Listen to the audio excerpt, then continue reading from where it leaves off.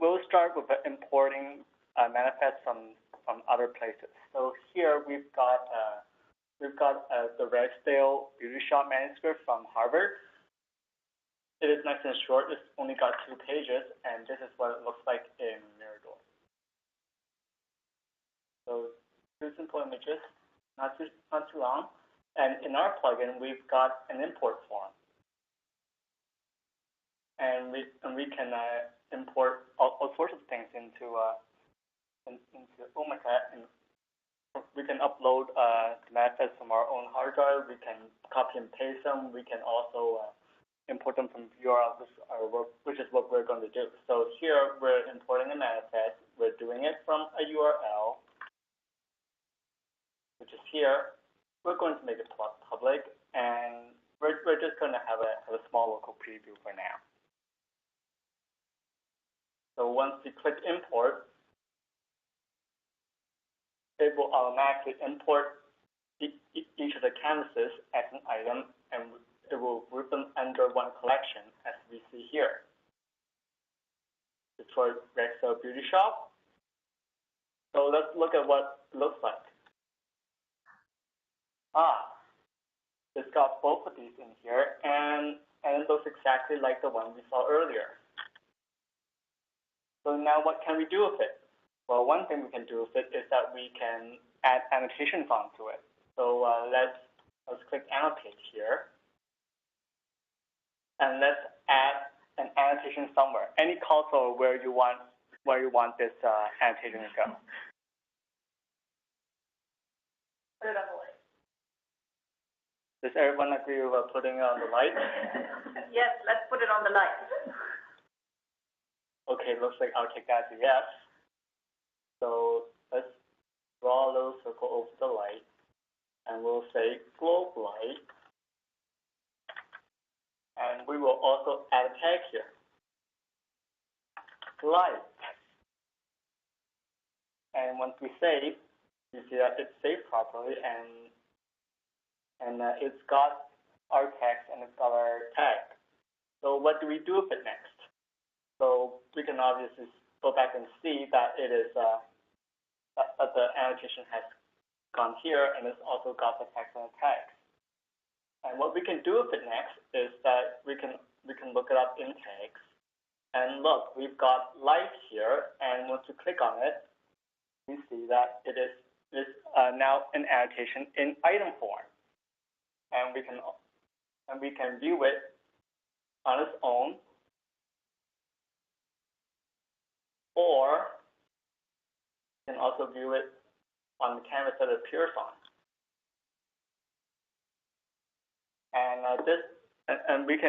And this is just a small demo of what we can do on small manifests. Let's try bigger examples, which I'll hand over to Julia. Hi, everyone. So as Rachel said, we're looking at this from a largely medieval perspective. Our project is focused on that. And we are mostly concerned with visualizing physical aspects of the manuscript, so collation, bindings, that sort of a thing. So this tagging tool for a medievalist trying to work with the online Mirador interface is great. So our example that we're using right now is the Oxford Christchurch manuscript 152, which is a bit bigger, so we've already pre-imported it for you. It's an important example of the early Canterbury Tales manuscript because it has a slightly different order of tales than other versions, and it's the only one that has a apocryphal tale called the Ploughman's Tale, which was in fact written by someone else named Thomas Hoccleve and ascribed to Chaucer here. So this is something that's really interesting in terms of its format and where everything is situated, and it would be an interesting one to be able to tag things like, for example, the beginning of each tale. So you can see over this here that this is where the prologue of the Ploughman starts.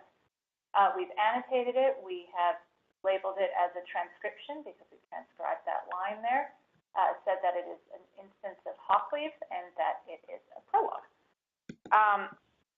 So the things that we're interested in here can be things like ink changes or hand changes or damages or repairs, that sort of a thing.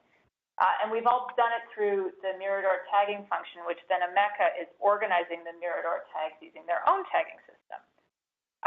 So if we click on one of these tags that you see here in the tagging list, like Fiction showed us, say that we're looking for changes in ink, which could indicate a change in scribe or something like that, we will take ink here, and we've only found one so far, which is to say we've used one for the example, and it is right here. So we can then look at it by the item, and here is an example of the ink change. You can see it's lighter here and darker here. You can get to these sorts of search results also through our search function. So if you were coming to this page as a public user and you decided that you wanted to look at all instances of damage within the manuscript, you could just type in damage, and they show up. So here are all of our annotations for repair, patches, all different types of damage.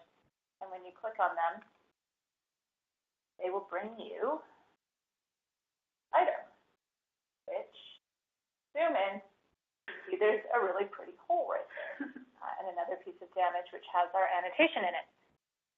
These are examples that we came up with for the purposes of this demo, which is, if you were present for the manuscripts call in December, this is your encore version.